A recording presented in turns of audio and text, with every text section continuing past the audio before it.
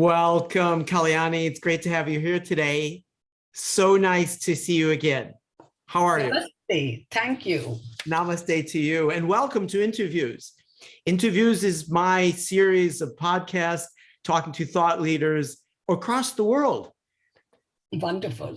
And so tonight we're bringing together Geneva, Switzerland, and Mumbai. That's really nice. Swiss to Mumbai. Swiss to Mumbai. It's a long flight and it's close today. So thank you for taking the time to talk to me about your book and the path to leadership. I'm really excited to have you. And what I'd like to do is introduce you for the people who are meeting you for the first time. And Kalyani, we met in Zurich, and I have had the fortune to now start to discover a bit about who you are. And what I find highly interesting is your motto is leading by example.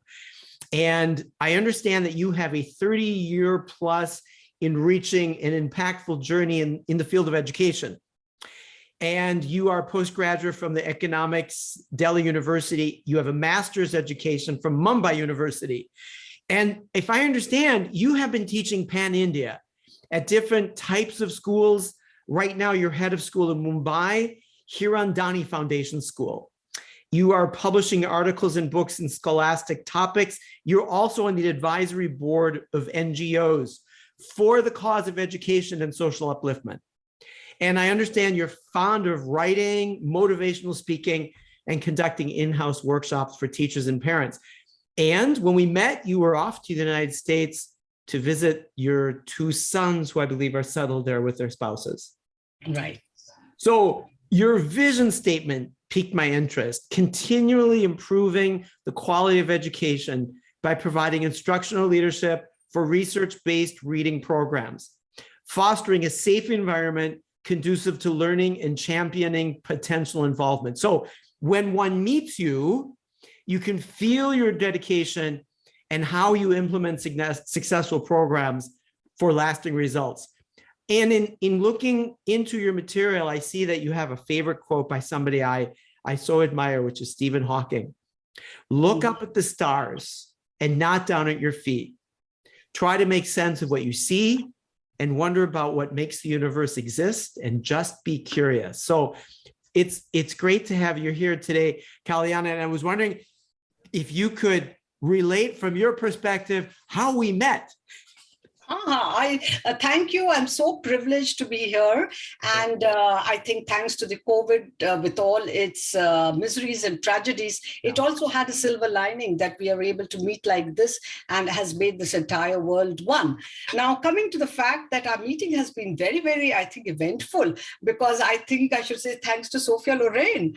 And who would ever believe that the Hollywood stars is the next gate, and we are waiting and queuing up just to board the plane to San Francisco. And there I find a nice young man like you rushing and running. And I met, I think Cecil is your wife, right? Cecil is my wife. Yes. Yeah. So I asked, I said, where is he going? Where's the gentleman running and coming back and looking so excited? He says, there she is, Sophia Loren. He's going there. So I said, I'm also following. So that, I think, let us, break the ice, speak. And then we found that you're a leader in your own way, and I was a leader in my own way. And then, of course, yes, the conversation started. And then when we are on the same page, same platform, I think that was the beginning. You know, there's a saying in New Zealand, a participant of mine once said to me at the end of a training seminar, he said, Robbie, strangers are friends you didn't meet yet. Ah, that's a wonderful quote. I do believe and I endorse it. And so I've thoroughly enjoyed the connection, and I was very, I want to say, happy and proud to hear that you had come up with a book called The Path to Leadership. And I was wondering, I want to talk about the book because I'm in the corporate sphere. I do work in the educational sphere, though I see such an ability for your book to touch multi-publics, not just educational, not just corporate, NGOs. So, what I thought we'd start off with is, tell me about the impetus for the book. I have been a teacher all my life, and then I found leadership is a role, not confined to one complete post as such, but everybody has a leadership trait in them. And I've been often told that, well, you have that go in you, you go ahead with whatever you want to do, and I'm sure you will discover more about whatever leadership is. Earlier, we used to think leadership meant that you are heading a big post, but I don't believe in that. It's identifying those particular traits that are in you while you're in the journey of your own beautiful pursuits. And we lead thoughts, processes, people, initiatives, and right. And as you say, a lot of people think we only lead from the front. Right.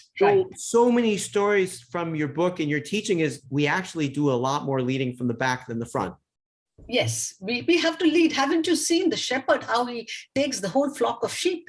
If he's the one who he's just leading, then you'll find the wolf has taken away all the sheep. Yeah. So he's not in the back, driving them to move on. And that's how a leader should be. Right. Now, tell me to whom the book is dedicated, because I think it's an important stopping off point before we talk about some of the components and the chapters in the book. I want to hear from you, the noble purpose of the epoch we're in. Thank you. Thank you. I always wanted to write on leadership, and I started writing. And with my busy schedule, probably people would feel that it's not possible. But I felt that I should jot down all my points. And long before the COVID had started, I had written a lot points based on experience, observation, and analysis.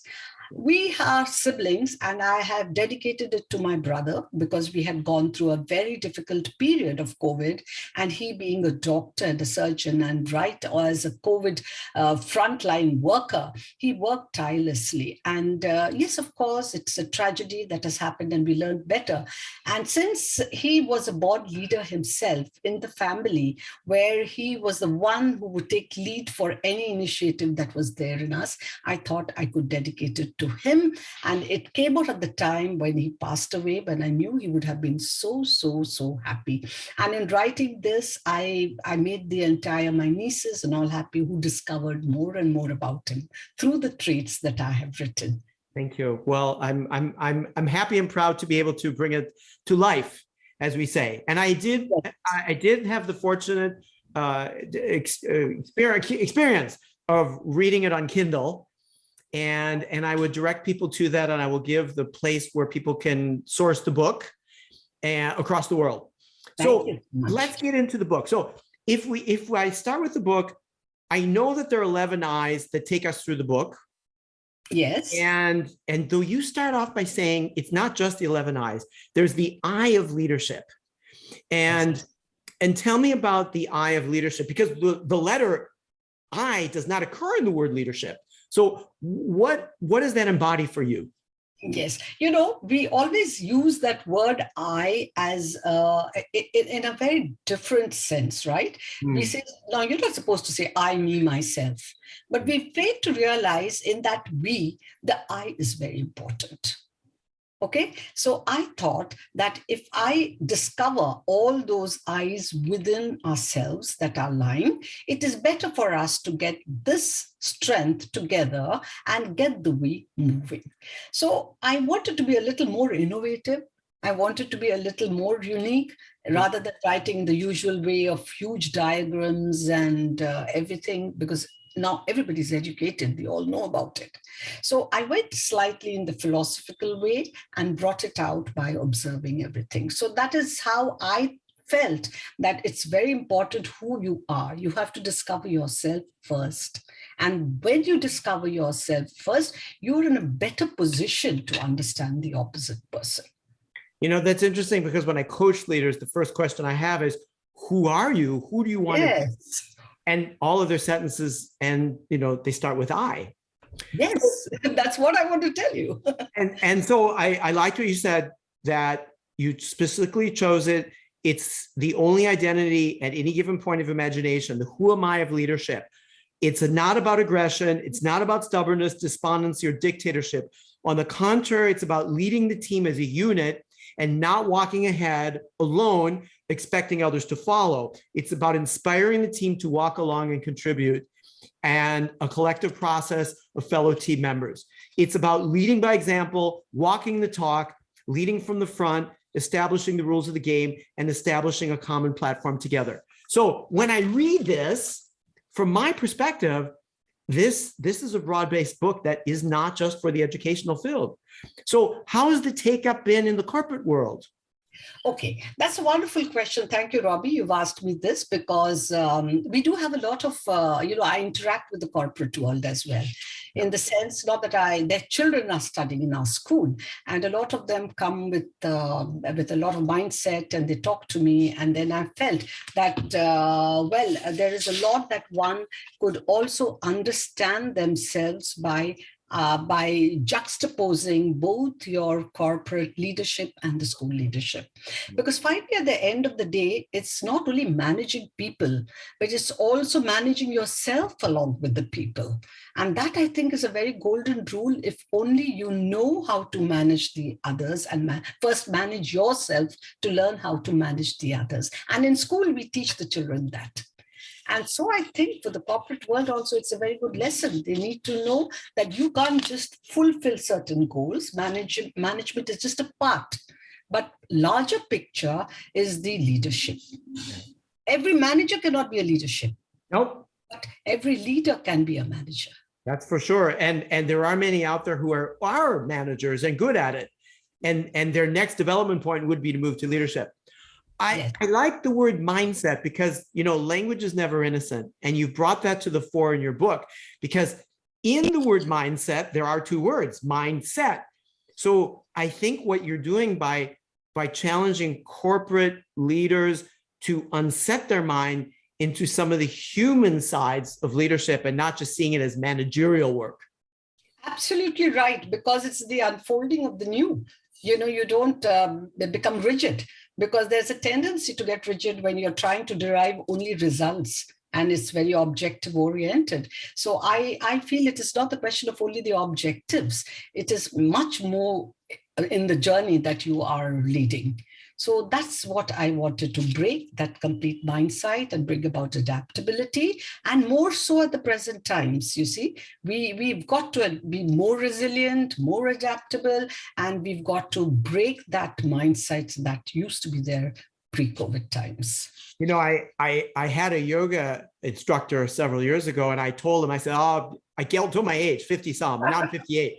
And he said, "Sir, you are as old as your spine is supple. And the more supple you are, the younger you are. I don't care about the number." So it's interesting how what you're saying, it's about being supple, adaptable, and resilient more than being rigid and set. Exactly. Now, exactly. I'm interested in the eyes. Oh, yes. The eyes. So you start off with imagination. Mm-hmm. Really interesting place to start. And you said imagination is more like the scriptwriter who brings creativity to the forefront. Images in the mind precede their manifestation into reality. And I like the quote you used, Albert Einstein: imagination is more important than knowledge. Help me understand what you've observed as a leader in terms of imagination. Well, I think I'm always thinking out of the box. And we've got to think out of the box. And for me, imagination is one of my favorite traits, because I think that leads to creativity. And my favorite is, of course, Michelangelo. And when I went to Europe, your beautiful continent, and the works of Michelangelo, and I wondered, my God, is he a human being or something? It was imagination that led him. He said, I found that angel in the marble, and I did not let it free till I could carve the marble completely. So it is all imagination.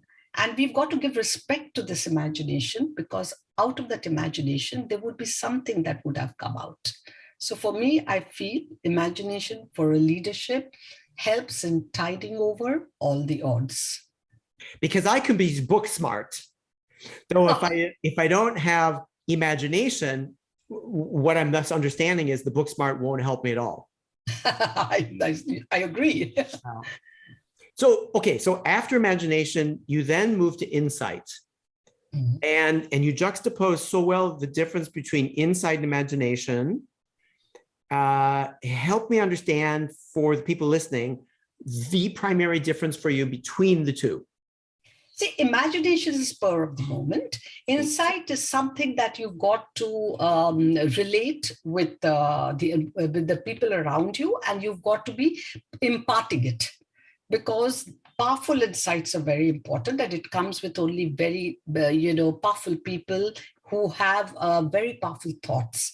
So insights it's totally different from imagination. Imagination is fleeting fly. It just comes in and probably it gets resonated into something good, or it just mitigates if it isn't good.